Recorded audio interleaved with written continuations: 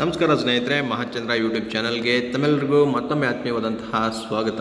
ಸ್ನೇಹಿತರೆ, ಕೇಂದ್ರ ಸರ್ಕಾರ ಈಗ ಪಿಂಚಣಿದಾರರಿಗೆ ಒಂದು ಹೊಸ ಮಾರ್ಗಸೂಚಿಗಳನ್ನು ಹೊರಡಿಸಿ ಆದೇಶವನ್ನು ನೀಡಲಾಗಿದೆ. ಸ್ನೇಹಿತರೆ, ಈ ಹೊಸ ಮಾರ್ಗಸೂಚಿಗಳಲ್ಲಿ ಏನೇನಿದೆ ಅನ್ನೋ ವಿವರವನ್ನು ನಾನು ಈ ವಿಡಿಯೋನಲ್ಲಿ ಕಂಪ್ಲೀಟಾಗಿ ಡೀಟೇಲ್ಸ್ ನಿಮಗೆ ತಿಳಿಸ್ಕೊಡ್ತಾ ಇದ್ದೀನಿ. ವಿಡಿಯೋನ ಸ್ಕಿಪ್ ಮಾಡದೆ ಪೂರ್ತಿಯಾಗಿ ನೋಡಿ. 20% 100% ಪಿಂಚಣಿಯನ್ನು ಹೆಚ್ಚಳ ಮಾಡುವಂಥ ಈ ಒಂದು ಮಾರ್ಗಸೂಚಿಗಳು ಇದರಲ್ಲಿ ಇದೆ ಸ್ನೇಹಿತರೆ. ಸೊ ಬನ್ನಿ, ಹಾಗಾದರೆ ಏನಿದೆ ಈ ಮಾಹಿತಿ ಕಂಪ್ಲೀಟ್ ಡೀಟೇಲ್ಸು ನಾನು ನಿಮಗೆ ತಿಳಿಸ್ಕೊಡ್ತಾ ಇದ್ದೀನಿ. ವಿಡಿಯೋ ಸ್ಕಿಪ್ ಮಾಡ್ದೇ ಪೂರ್ತಿಯಾಗಿ ನೋಡಿ. ಹಾಗೆ ನಮ್ಮ ಚಾನಲ್ನ ಇನ್ನು ಯಾರ್ಯಾರು ಸಬ್ಸ್ಕ್ರೈಬ್ ಮಾಡ್ಕೊಂಡಿಲ್ಲ ಅವರು ಈ ಕೂಡಲೇ ಸಬ್ಸ್ಕ್ರೈಬ್ ಮಾಡ್ಕೊಳ್ಳಿ ಸ್ನೇಹಿತರೆ. ನೋಡಿ, ಸಾರ್ವಜನಿಕ ಕುಂದುಕೊರತೆಗಳು ಮತ್ತು ಪಿಂಚಣಿ ಸಚಿವಾಲಯದಿಂದ ಈ ಅಧಿಸೂಚನೆಯನ್ನು ಹೊರಡಿಸಲಾಗಿರ್ತಕ್ಕಂಥದ್ದು. ಏನಪ್ಪ ಅಂತಂದರೆ ನೋಡಿ, ಹಿರಿಯ ನಾಗರಿಕೆ ಇದೊಂದು ಸಂತಸದ ಸುದ್ದಿ ಅಂತಲೇ ಹೇಳ್ಬೋದು. ಕೇಂದ್ರ ಸರ್ಕಾರ ಈಗ 80 ವರ್ಷ ಮತ್ತು ಅದಕ್ಕಿಂತ ಹೆಚ್ಚಿನ ವಯಸ್ಸಿನ ಪಿಂಚಣಿದಾರರಿಗೆ ಹೆಚ್ಚುವರಿ ಪಿಂಚಣಿ ಪ್ರಯೋಜನವನ್ನು ನೀಡ್ತಾ ಇದೆ. ಸಿಬ್ಬಂದಿ ಸಾರ್ವಜನಿಕ ಕುಂದುಕೊರತೆಗಳು ಮತ್ತು ಪಿಂಚಣಿ ಸಚಿವಾಲಯ ಈ ಕುರಿತಂತೆ ಒಂದು ಅಧಿಸೂಚನೆಯನ್ನು ಹೊರಡಿಸಿರ್ತಕ್ಕಂಥದ್ದು. ಅದರ ಪ್ರಕಾರ ನೋಡಿ, ಪಿಂಚಣಿ ಸಚಿವಾಲಯವು 80 ವರ್ಷ ವಯಸ್ಸಿನ ನಿವೃತ್ತ ಕೇಂದ್ರ ಸರ್ಕಾರಿ ನಾಗರಿಕ ಸೇವಾ ನೌಕರರಿಗೆ ಪಿಂಚಣಿ ಕುರಿತು ಈ ಹೊಸ ಮಾರ್ಗಸೂಚಿಯನ್ನು ಬಿಡುಗಡೆ ಮಾಡಿರ್ತಕ್ಕಂಥದ್ದು. ಇದು CCS ನಿಯಮಗಳು 2021 ನಿಯಮ 44 ಉಪನಿಯಮದಲ್ಲಿ 6 ನಿಬಂಧನೆಗಳ ಪ್ರಕಾರ ನಿವೃತ್ತ ಸರ್ಕಾರಿ ನೌಕರರು 80 ವರ್ಷ ಅಥವಾ ಅದಕ್ಕಿಂತ ಹೆಚ್ಚಿನ ವಯಸ್ಸನ್ನು ತಲುಪಿದ ನಂತರ ನಿಯಮಗಳ ಅಡಿಯಲ್ಲಿ ಅವರಿಗೆ ಪಿಂಚಣಿ ಮತ್ತು ಅನುಕಂಪದ ಭತ್ಯೆಗೆ ಅವರು ಅರ್ಹರಾಗಿರ್ತಾರೆ. ಹಾಗೆ 80 85 ವರ್ಷ ವಯಸ್ಸಿನ ಹಿರಿಯ ನಾಗರಿಕರು ಮೂಲ ಪಿಂಚಣಿಯ 20% ಹೆಚ್ಚುವರಿ ಪಿಂಚಣಿಗೆ ಅರ್ಹರಾಗಿರ್ತಾರೆ. 85 90 ವರ್ಷ ವಯಸ್ಸಿನ ಪಿಂಚಣಿದಾರರು ಮೂಲ ಪಿಂಚಣಿಯ 30% ಹೆಚ್ಚುವರಿ ಪಿಂಚಣಿಯನ್ನು ಪಡಿತಾರೆ. ಇದನ್ನು ನೀವು ಗಮನಿಸ್ಬೋದು. ನೋಡಿ, 80 85 ವರ್ಷ ವಯಸ್ಸಿನವರು 20% ಪಡಿತಾರೆ. ಹಾಗೂ 85 90 ವರ್ಷದ ವಯಸ್ಸಿನವರು 30% ಹೆಚ್ಚುವರಿ ಪಿಂಚಣಿಯನ್ನು ಪಡಿತಾರೆ ಈ ಮಾರ್ಗಸೂಚಿಯ ಪ್ರಕಾರ.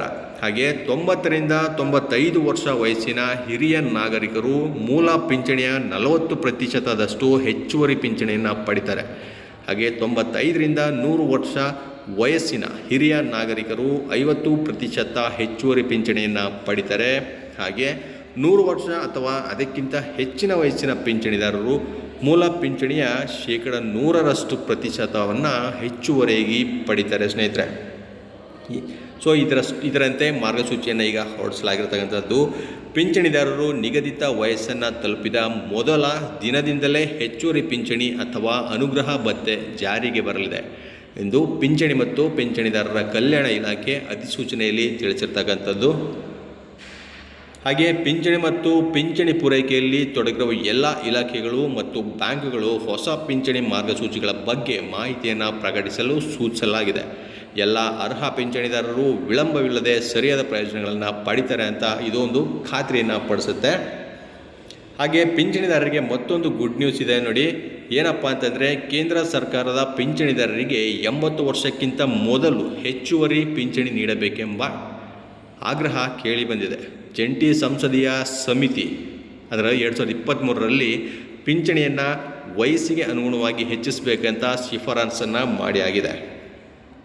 ಅದರಂತೆ ಈ ಶಿಫಾರಸಿನ ಪ್ರಕಾರ 65ನೇ ವಯಸ್ಸಿನಲ್ಲಿ 5% ಮತ್ತು 70ನೇ ವಯಸ್ಸಿನಲ್ಲಿ 10%, 75ನೇ ವಯಸ್ಸಿನಲ್ಲಿ 15% ಮತ್ತು 80ನೇ ವಯಸ್ಸಿನಲ್ಲಿ 20% ಪಿಂಚಣಿ ಹೆಚ್ಚಿಸಲು ಶಿಫಾರಸನ್ನು ಮಾಡಲಾಗಿದೆ.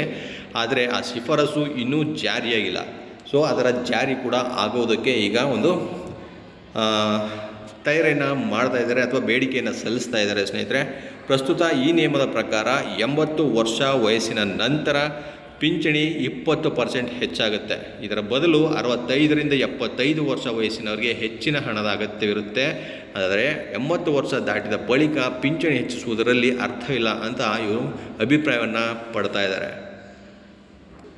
ಸೊ ಸದ್ಯಕ್ಕೆ ಈಗ ಅಧಿಕೃತವಾಗಿ ಪ್ರಕಟವಾಗಿರ್ತಕ್ಕಂಥದ್ದು 80 ವರ್ಷದಿಂದ ಮೇಲ್ಪಟ್ಟಂಥ ಪಿಂಚಣಿದಾರರಿಗೆ ಎಷ್ಟು ಪರ್ಸೆಂಟ್ ಅಂತ ನಾನು ನಿಮಗೆ ಮುಂಚೆ ಹೇಳ್ದಂಗೆ ಅದು ಮಾತ್ರ ಈಗ ಖಚಿತವಾಗಿ ಜಾರಿಗೆ ಬರಲಿದೆ ಸ್ನೇಹಿತರೆ. ಇದು 65 75 ವರ್ಷ ವಯಸ್ಸಿನವರಿಗೆ ಹೆಚ್ಚಿಸಬೇಕು ಅಂತ ಇರುವಂಥ ಬೇಡಿಕೆ ಅದು ಈಡೇರುತ್ತೇನೋ ಅಂತ ಕಾದು ನೋಡೋಣ.